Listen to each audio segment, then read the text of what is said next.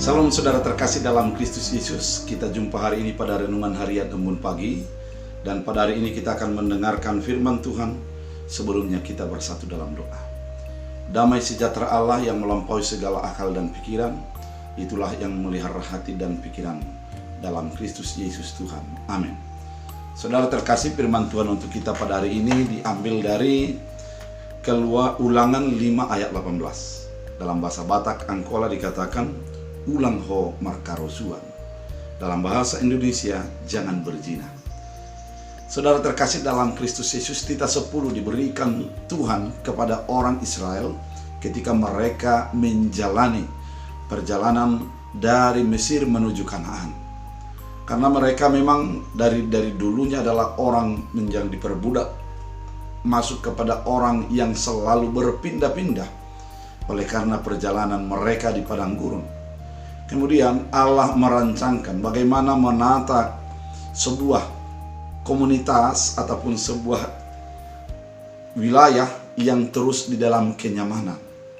Ada titah 10 yang diberikan. Dengan titah itu diharapkan untuk memagari sikap, untuk menjadi cerminan dalam hidup, kemudian untuk menjadi sesuai dengan kehendak Allah. Saudara terkasih dalam Kristus Yesus, ketika titah 10 ini menjadi sebuah tolak ukur ataupun tali sifat dalam kehidupan mereka, sehingga dengan demikian mereka tahu apa yang sebaiknya dilakukan dan apa yang tidak boleh dilakukan. Dan pada saat ini dikatakan jangan engkau berzina.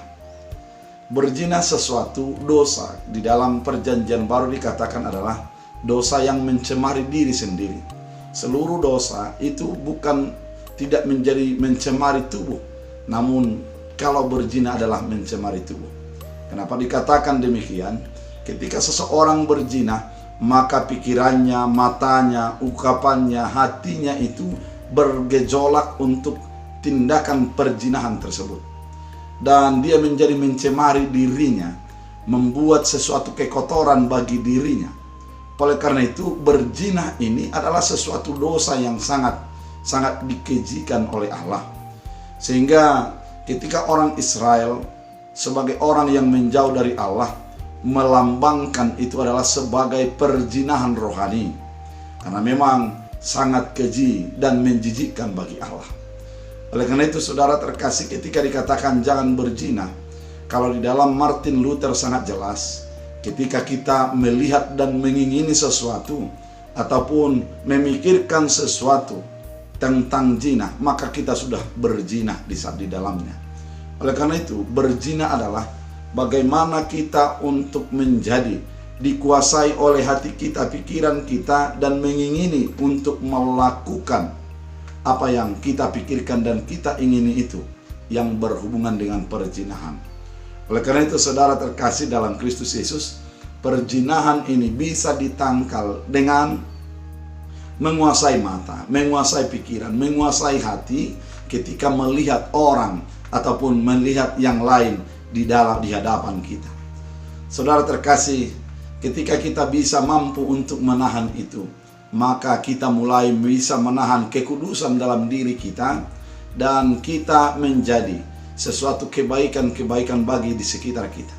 Namun ketika hawa nafsu menguasai kita, maka kita akan diseret olehnya, kita akan dikuasai olehnya, dan kita menjadi orang yang semakin menjauh daripada kekudusan dan mendekat kepada kecemaran.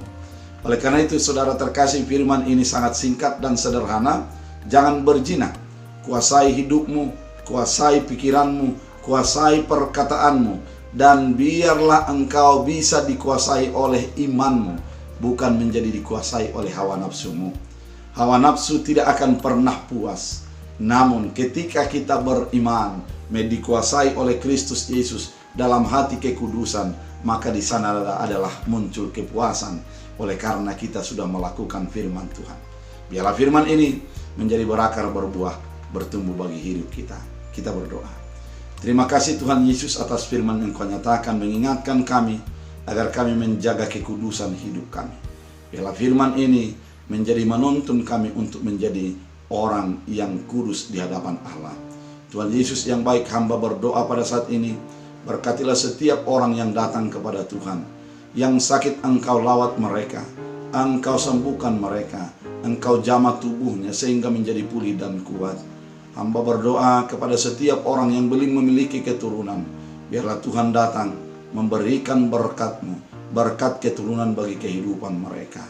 Dan juga kepada keluarga yang menantikan keturunan anak ataupun perempuan atau laki-laki, berkati mereka sehingga mereka mendapatkan apa yang mereka impikan dan doakan. Hamba berdoa biarlah firman ini menjadi berakar berbuah, bertumbuh bagi hidup kami. Dalam Kristus Yesus Tuhan. Amin. Tuhan Yesus memberkati.